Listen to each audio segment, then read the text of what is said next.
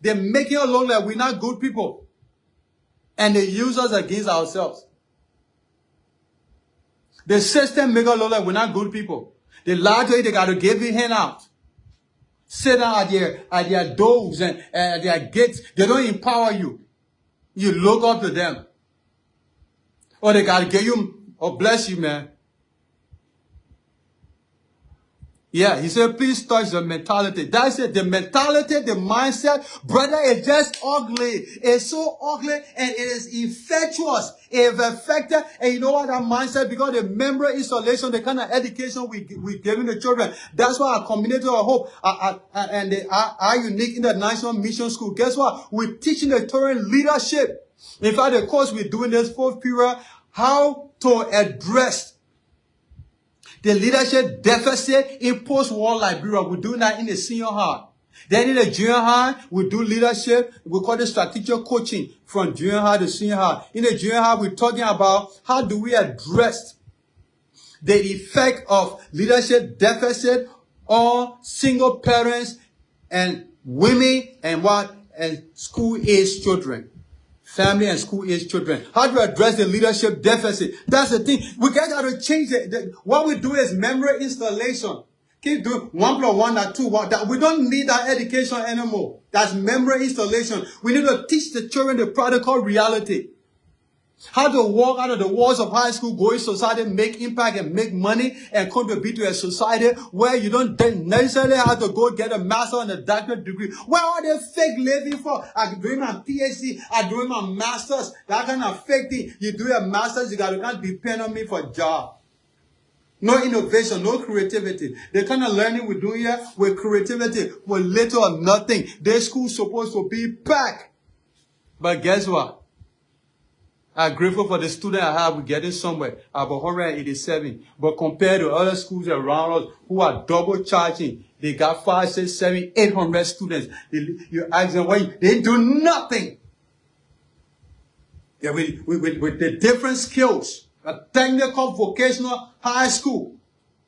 Government officials will pass here when they're doing the campaign. Some of them came here after this. Oh, with all that lies, I was even angry with them. The one that done that, nobody even come and find out who is doing this thing. In the West, somebody will come there and find out. We got orphans here, we're taking care of them. Nobody cares.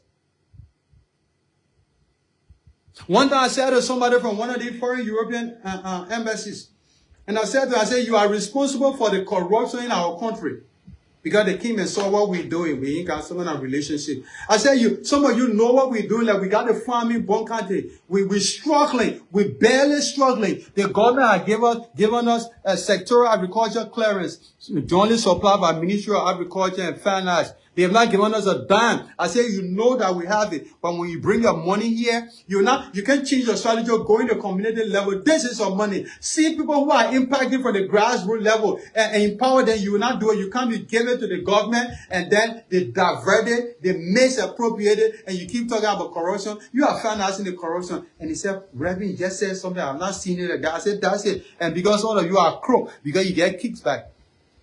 That's a way of learning. The thing we're teaching these children, we don't teach them to solve problems.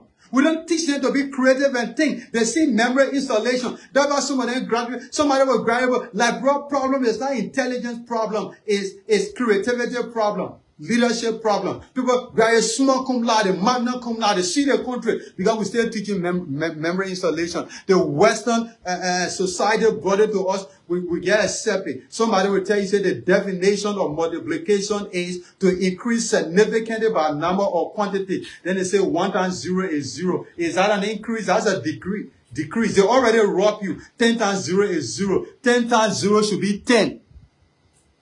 10 times 1 should be the 11. You said to increase significantly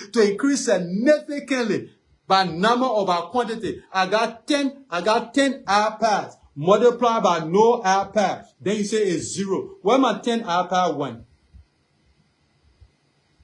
That's the kind of learning, my brother. We need to change it. We need to be practical. We don't teach that in my school anymore. I do it practical. I say you got 10 oranges. Multiply by another 10 oranges. And the students say, I still got 10.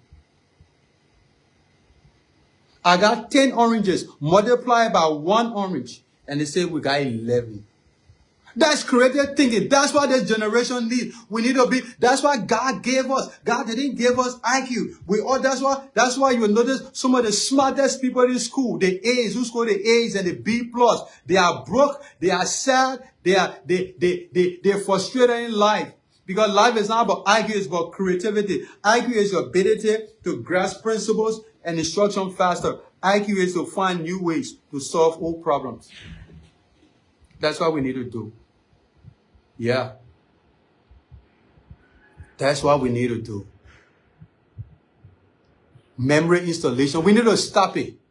We get photocopy from this school. Like right now, I'm putting together the plan, the kind of education we'll begin doing for the next school year. We're not getting rid of just everything. We're being innovative.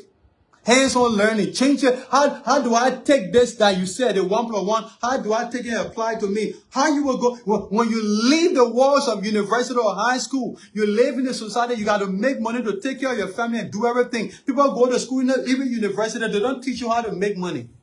We're teaching children here how to make money, how to make wealth and manage wealth, how to be good stewards. We don't teach people how to make money. That's why somebody is a minister of government. He corrupt and incompetent because he doesn't know how to make money. When you know how to make money, that's why you don't even give a dime to somebody except they prove that the wealthy, that they are a conduit that you can invest in. That's why rich people don't just go around and scatter money because they know to make it, not everybody has that creativity to do it. So we're teaching children here how to make money. We're teaching them leadership, how to confront the leadership crisis, the leadership deficit in their country, not in America, not in Europe, not in Ghana, but right here in Liberia. How can we sit here and our own textbooks come from Ghana? And we say that learning, and we go by it, WIAC. That's why I tell my students, WIAC is not your standard. Who determines WIAC? Yeah, some other places you go to school when you graduate from high school, they say likely to succeed. People determine that. That's society. Who determine that when I pass WIAC, I'm successful, I'm going to be successful in life? What is the guarantee? You go to school, you get F, and then you discourage. You got A. Then so my child smart. The child got F, then you complain. You let a letter determine how smart your child is. Something has to be wrong with you. And that's the same hypocrisy from neo-colonialism and memory installation. They have indoctrinated us, and we can think it is time to say no. Do away with neo-colonialism and stand up for ourselves. That's why we've lost our social cohesion, our ability to fight for ourselves and for one another. What life is about fighting. Why you want everything to come to you in the wheels of inevitability? It can't be so. That's why people who envied us, they don't even know how we got to where we are. We're not there yet, but we're not where we used to be. We fight, and we're still fighting. We're still confronting situations. Yeah.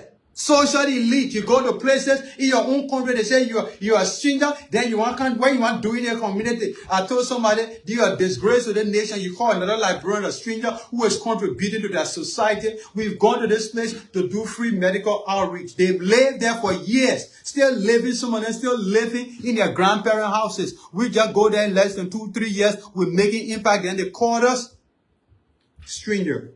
Because my last name is Benson. It's not about name. It's the one who carries the name. I'm a Pele man. I'm a proud Pele man. I'm a proud Liberian. I go places, I travel abroad. I'm proud to say I'm a Liberian because I bring pride to my country. I lift my country. I lift my tribe up. A stereotype say Pele people that are stupid. My accent, you can see it. I look like stupid man. I tell people, do I look like stupid man? That's stereotype.